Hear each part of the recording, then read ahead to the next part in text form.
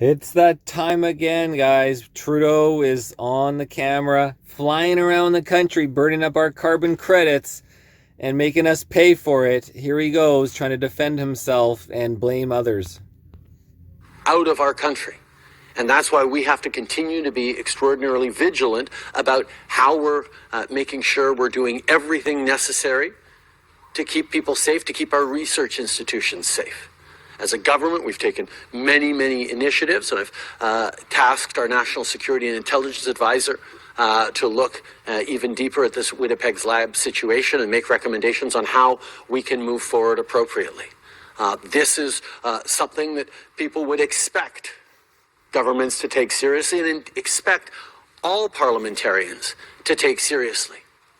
Unfortunately, throughout this process, we have seen the Conservative Party, specifically Pierre Poilievre, choosing to spew conspiracy theories and drum up political attacks, partisan attacks, on an issue that, quite frankly, should be bringing Canadians and parliamentarians together to try and solve this. The quickness with which they're looking for partisan advantage is not just undermining Canadians' trust in the system, but interfering with the ability of Parliament to deal with this. One of the reasons it has taken so long to get this report into Parliament is because of the choice that Conservatives made to try and extract any amount of political advantage by drumming up, by asking for a full research and in full investigation into Trudeau's mishandlings and Trudeau's ethic violations, Trudeau's breach of code of conduct and breach of everything that should be Canadian and is Canadian and should be, on trial for criminal acts. Yeah. I mean, let's just allow let's allow the RCMP to investigate the RCMP to investigate Trudeau. And they did this for the Lavalin scandal. But guess what? They never questioned Trudeau once. They admitted they actually never questioned Trudeau. RCMP is not independent. The RCMP is Trudeau's thumb. A level of partisanship and toxicity that is not serving Canadians. There's lots of opportunity to have responsible political debates about how we're moving forward as a country and what needs to be fixed, what's being done well, what needs to be done better. Absolutely. That's part of the give and take in our democracy.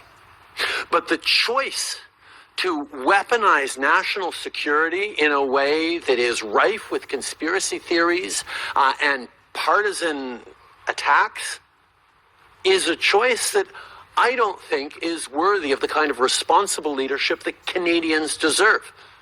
I will also add that hearing two particular Conservative members, Michael Chong and James Bazan, suddenly being front and center on issues of security and international impact after having been complete ghosts over the past number of months on anything to do with standing up for Ukraine, for example, or why is Chung a ghost? Because he was caught working for the Chinese, you freaking asshole, Trudeau. You asshole.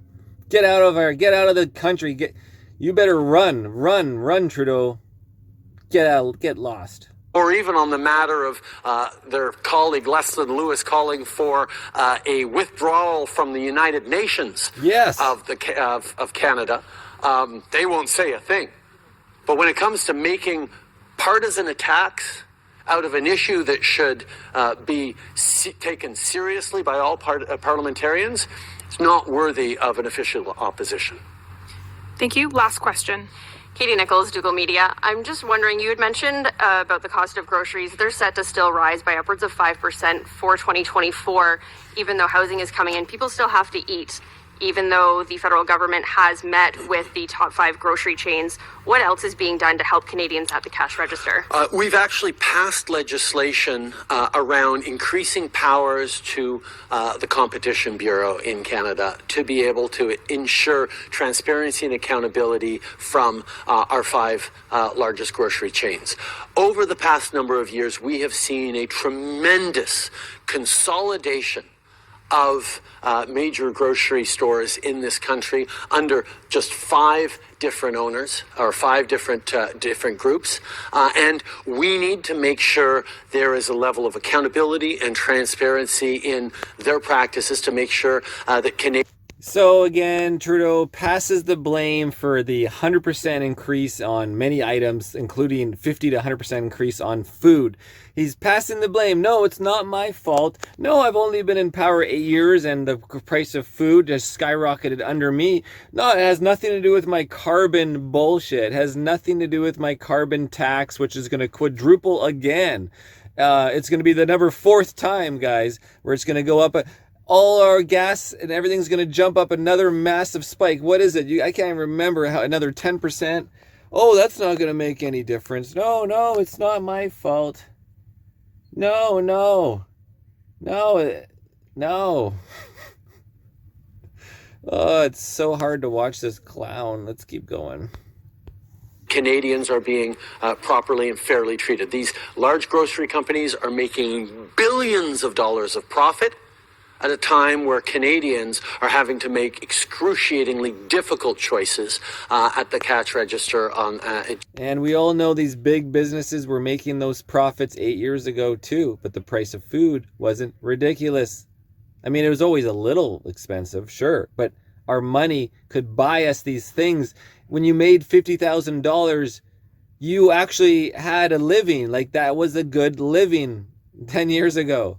Now $100,000 you can't save. If you make remember when people used to, I make $100,000 on the oil rigs. I'm like, man, that's a lot of money. Like, you could buy a lot of race tires. You can get yourself a new race motorcycle. You know, people are trying to convince me, Marcel, my brother's like, Marcel, come work on the rigs, and I'm like, well, yeah, if I do that, then I'll stop racing it's going to be more than just a winter. I'll fall out of the loop. I need to keep active. And, but 100 to 110 grand was a lot of money. And now my brother's complaining that like making 100 grand a year, he's not saving a dime. All the money goes to food and rent and just survival. Thanks for freaking Trudeau. During the checkout. And that is not right. So by using the tools the federal government has around transparency and accountability, we're holding those grocery companies to account and expecting to see stabilization of food prices. All right. Fuck off, Trudeau. Fuck off. Unfortunately, yet again, Conservatives are choosing to play politics with this, have delayed the passage of the Competition Act powers, and are indeed voting against some of these measures that are there to support Canadians in a time where people need governments to be there. Trudeau always forgets to mention that every time he wants to pass a bill, he wants to secretly put in his legislation about, I got to secretly, it's about the Competition Act Bureau, but that's also going to censor free speech. It's also going to take away our guns. It's going to mean the WAF has control of our medical autonomy. Like, it never ends with this fucking tyrant.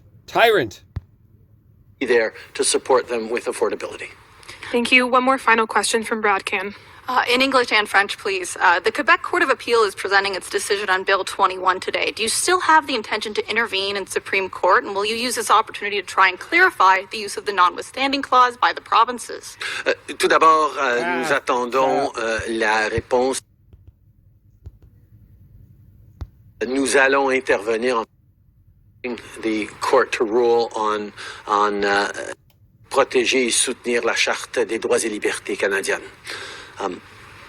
We are indeed expecting the court to rule on the case later today, which means we will have an official response after the court ruling.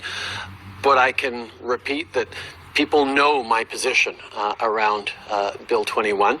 People also know that when and if the court case ends up before the Supreme Court of Canada, this federal government will intervene to defend the Canadian Charter of Rights and Freedoms.